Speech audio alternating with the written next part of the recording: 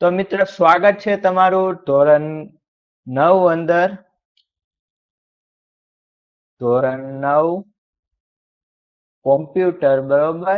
અને આપણે આજે શું જોવાના છીએ કે ચેપ્ટર 13 છે એના આપણે એમસીક્યુ સોલ્યુશન સોલ્વ કરવાના છીએ.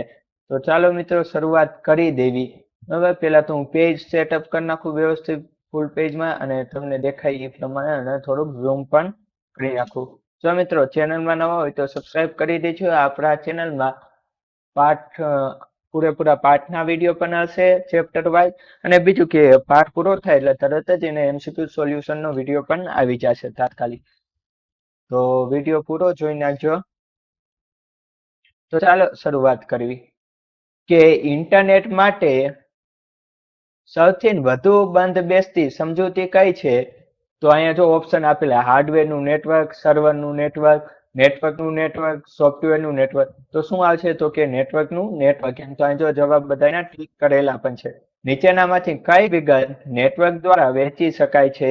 તો કે આપેલ તમામ પરસ્પર જોડાયેલા કોમ્પ્યુટરો કેટલાક નિશ્ચિત શિષ્ટાચાર અને નિયમોનું પાલન કરે તે જરૂરી છે. આ શિષ્ટાચાર નિયમોને શું કહે છે? તો કે પ્રોટોકોલ. તમને ખબર જ છે કે આપણે આઈપી એડ્રેસ વિશે પણ વાત કરી હતી. પ્રોટોકોલ વિશે તમે આખો પાઠ જોયો હોય તો તમને બધું યાદ જ છે. નેટવર્ક દ્વારા જોડાયેલા કોમ્પ્યુટર વચ્ચે સરળ કાર્ય પદ્ધતિની ખાતરી નીચેનામાંથી કયા પ્રોટોકોલ દ્વારા આપવામાં આવે છે? તો કે આપેલ તમામ એફટીપી એટલે કે ફાઇલ ટ્રાન્સફર પ્રોટોકોલ है, आईपी है, इंटरनेट પછી ટેલિફોન પ્રોટોકોલ है. હવે ફરી એકવાર આપણે આવી જાવી કરી ઓકે ચાલો.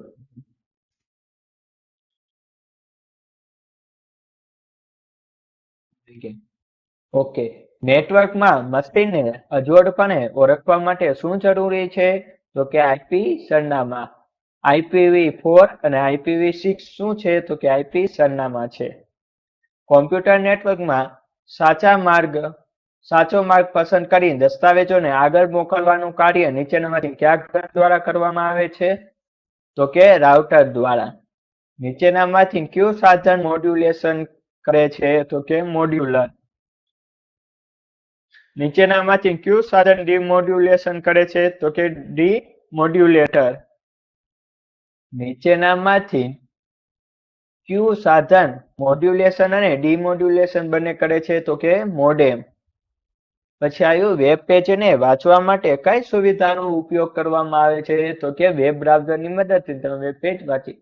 નીચેનામાંથી કયું સર્ચ એન્જિનનું ઉદાહરણ છે? તો કે ગૂગલ સર્ચ એન્જિનનું ઉદાહરણ છે. નીચેનામાંથી શેના દ્વારા વેબ પેજને અજોડપણે ઓળખી શકાય છે? તો કે uniform resource locator URL. Web પેજના સમૂહને કયા નામથી ઓળખવામાં આવે છે? તો કે વેબસાઇટથી એને ઓળખવામાં આવે છે. બીજું આવે જોઈ લે. નીચેનામાંથી કયા ટૂલ દ્વારા વેબ પેજ સુધારી શકાય છે તથા દસ્તાવેજમાં આવે લિંક ગોઠવી શકાય છે? તો કે હાઇપરટેક્સ્ટ માર્કઅપ લેંગ્વેજ. અંગત રોજનીશની જેમ નીચેનામાંથી કઈ વેબસાઇટ એક વ્યક્તિ દ્વારા ઉપયોગમાં લેવામાં આવે છે? તો કે બ્લોગ એક વ્યક્તિ દ્વારા ઉપયોગમાં લેવામાં આવે છે. જો બ્લોગ વિશેનો વિડીયો આખો આની પહેલા આ વિડીયો તમે જો છો એના પહેલા જ એના વિશે સમજાવેલું છે, તો એનો આગલો વિડીયો પણ જોઈ લો. નીચેનામાંથી કયા પ્રકારની વેબસાઇટમાં ઉપયોગકર્તાને તેમાં આવેલી માહિતી સુધારવાની સુવિધા પણ આપે છે? તો કે સંયુક્ત રીતે કાર્ય કરી શકાય તે પ્રકારની કોલેબિલિટી કહી શકો. અચ્છા, પ્રાયોગિક આપેલું કે તમારી પસંદગીના સર્ચ એન્જિનનો ઉપયોગ કરીને ભારતમાં સેલ ગામ માટેના સ્થળો અંગે માહિતી મેળવો. તે સ્થળોનો ઇતિહાસ, વેચવા માટેનો માર્ગ, ચિત્રો અને હવામાનની માહિતી એકત્રિત. હવે માની લો તમે એમ કહેશો કે અમારી આગે તો કોમ્પ્યુટર તો નથી, તો અમે આ બધી માહિતી કેમાં સર્ચ કરી? તો મોબાઈલમાં તમારે મોબાઈલ ઓપન કરવાનો છે, તેની અંદર ને ગૂગલ ક્રોમ ઓપન કરજો. એની અંદર તમે ફરવા જાવ, એક બે વસ્તુની નામ લખજો, જેવી રીતે ચિત્રો છે કે કોઈક ઇતિહાસ તમે જોયો કે સ્વામી વિવેકાનંદ વિશે જાણવું હોય તો એના વિશે તમે જાણી શકો છો. ઘણા બધા એવા છે, ભગવાન બુદ્ધ છે વગેરે, તમે ઇતિહાસ જોઈ શકો છો. યોગ્ય એડવાન્સ શોધ વિકલ્પોની મદદથી તમારી શોધ સુયોજિત બનાવો. એડવાન્સ સર્ચ કઈ રીતે કરવું એના વિશેનો પણ આપણે આ ચેપ્ટર તમે પૂરેપૂરું જોયું હોય છે ને તો આ બધા પ્રેક્ટિકલ તમને ખબર જ હશે. ઉપરના પ્રશ્નો દ્વારા મેળવેલ માહિતીનો ઉપયોગ કરીને ભારતના જોવાલાયક સ્થળો વિશેની પ્રસ્તુતિ તૈયાર કરો. તો એના વિશે તમે ખાલી ગૂગલમાં સર્ચ કરવાનું છે, જોવાલાયક સ્થળો. તમારી પસંદગીના વિષય માટે શોધ કરવા માટે મેટા સર્ચ એન્જિનનો ઉપયોગ કરો. મહાત્મા ગાંધી વિશેની શોધ ગુજરાતી ભાષામાં કરો. તમે ખાલી ગૂગલમાં સર્ચ કરશો મહાત્મા ગાંધી ગુજરાતીમાં તો વિકિપીડિયામાં આખે ગુજરાતીનો લેખ પણ આવી જશે. વિદ્યાર્થીઓ માટે બનાવવામાં આવેલી રોજિંદા જીવનમાં વિજ્ઞાન અંગેના બ્લોગ શોધો અને વાંચો. વિજ્ઞાનને લગતા બ્લોગ તમારે ગોતવાના છે. વિકિપીડિયા જેવા સંયુક્તપણે ઉપયોગમાં લેવાતા મંચની મુલાકાત લેવો અને તેના દ્વારા પૂરી પાડવામાં આવતી જુદી જુદી સુવિધાનો અભ્યાસ કરો. જો વિકિપીડિયા દ્વારા જુદા જુદા તમને આપવામાં આવે છે જેના વિશે માહિતી જોતી તો એ તમે લઈ શકો. બીજું કંઈ તમે અભ્યાસ કરો. એકવાર વિકિપીડિયા વેબસાઇટ જોવો. અને મિત્રો વિડીયો પસંદ આવ્યો તો લાઈક કરજો, સબસ્ક્રાઇબ કરજો અને શેર કરજો.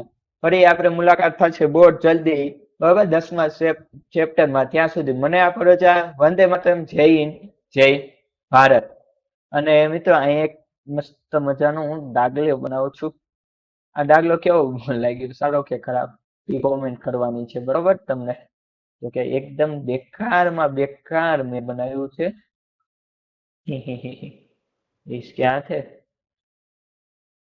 इसके पाँव है, ऐसे ऐसे, इससे વૃક્ષ આપણે બનાવી. વૃક્ષ જેવું લાગે હું જો તગડો મારી દીધો. તો મિત્રો, ઓકે, બાય.